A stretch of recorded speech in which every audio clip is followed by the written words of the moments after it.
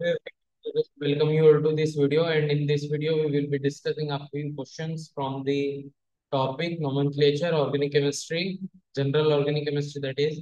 So let's begin. Question number 81.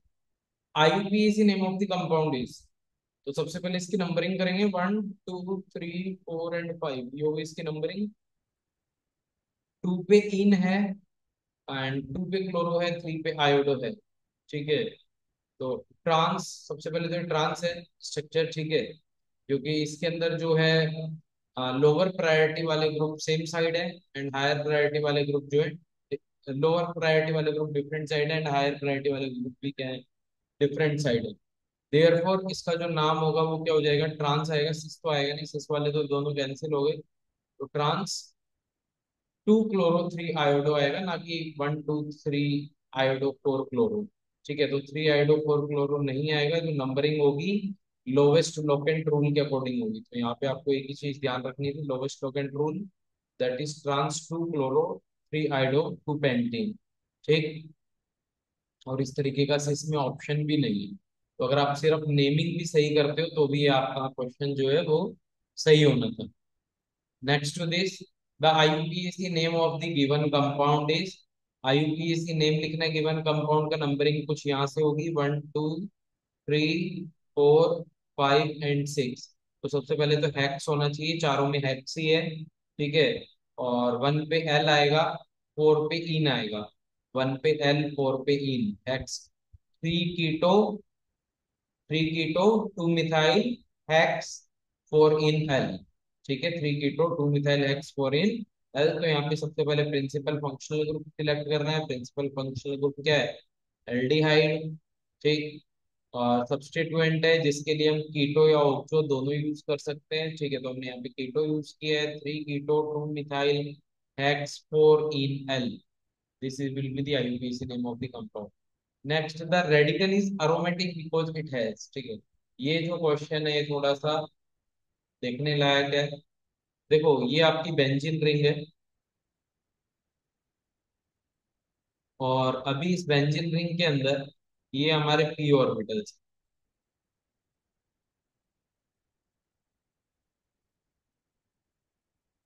और ये हम अल्टरनेट इनके अंदर डबल बॉन्ड लगा देते हैं।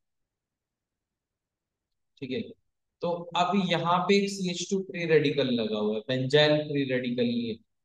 अब ये बेंजाइल फ्री रेडिकल जो है अरोमेटिक है।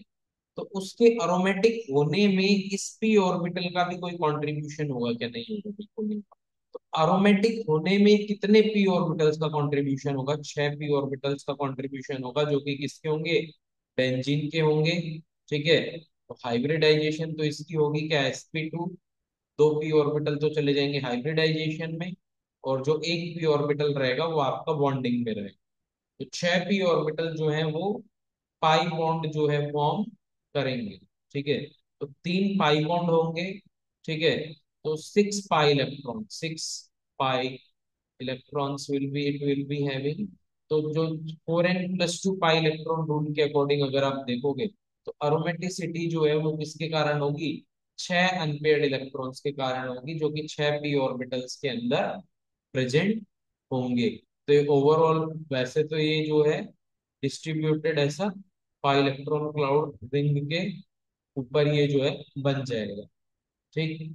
तो रेजोनेंस के कारण, तो ये जो है आंसर इसका आएगा 6 P orbital and 6 unpaired electron. This is the correct answer. Aromaticity में जो sp2 हाइब्रिडाइज्ड फ्री रेडिकल है CH2 ग्रुप का, उसका कंट्रीब्यूशन नहीं है। ठीक है। तो उसे हम काउंट नहीं करेंगे। इसीलिए इसका आंसर जो आया है 6 पी ऑर्बिटल। देखो पहला ऑप्शन आपको वही दे रखा है, 7 P orbital and 7 unpaired electron, ताकि आप सबसे पहले उसी को टिक करो। लेकिन इसका आंसर जो है वो ये है, 6 P orbital and 6 unpaired electron. Next question की ओर बढ़ जाते हैं अब अपन। 1 2 3 एंड 4, 5 6 एंड 7। ठीक है। तो ये हो जाएगा 3 ethyl 4 4 dimethyl pentane. 3 ethyl 4 4 dimethyl pentane, option number A, that is correct. Next to this. ठीक है। इसमें जो है लोवेस्ट लोकेंट रूल फॉलो करना है, प्रिंसिपल कार्बन चेन सिलेक्ट करना है, और फिर IUPAC नेम लिखना है। ये है बस। Next to this, according to IUPAC system, the given compound is named as। ठीक है, तो सबसे पहले तो ये जो है ये आपका यहाँ पे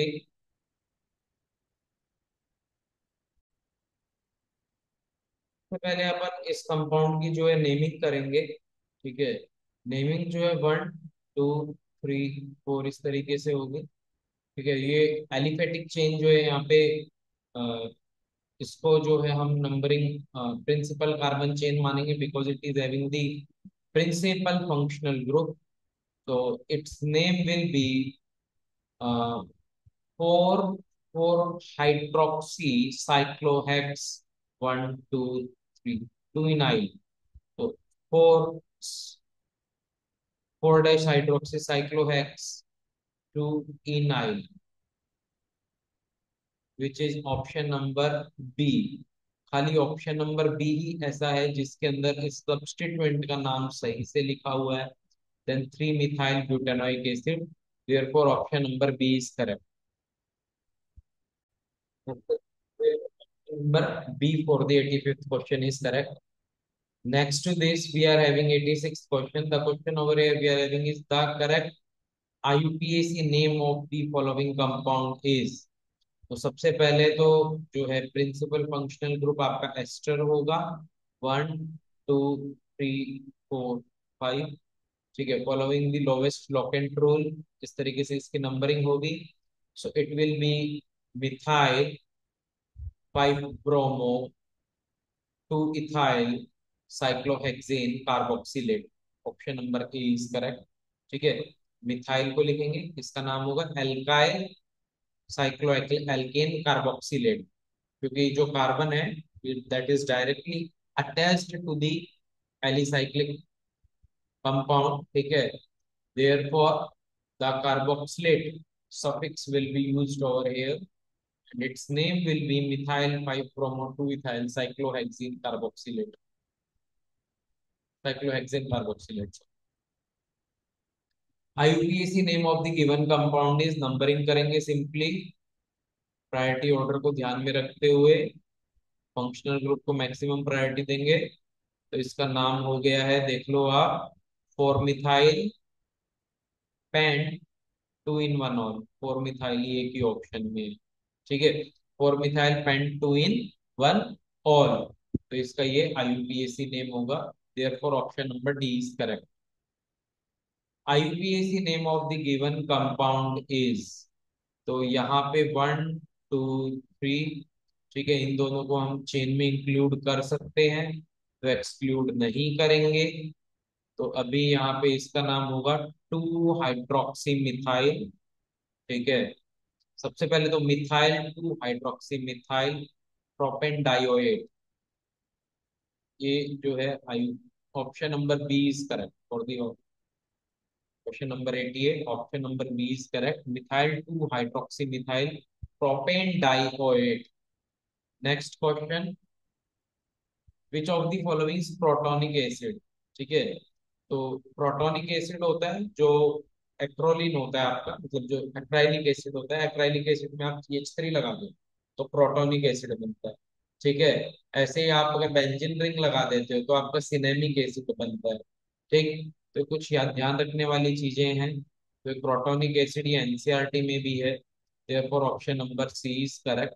प्रोटोनिक एसिड IUPAC नेम अगर इसका लिखना चाहो तो but 2 in oic acid. 19th question is the IUPAC name of the given compound is 1 2 3। तो ज्यादा प्रायोरिटी इनको देंगे, अल्फाबेटिकल ऑर्डर में नंबरिंग करेंगे। तो 1 2 3 सब्स्टिट्यूएंट्स की जो नंबरिंग में ऑर्डर फॉलो करेंगे वो अल्फाबेटिकल ऑर्डर। तो ये हो जाएगा आपका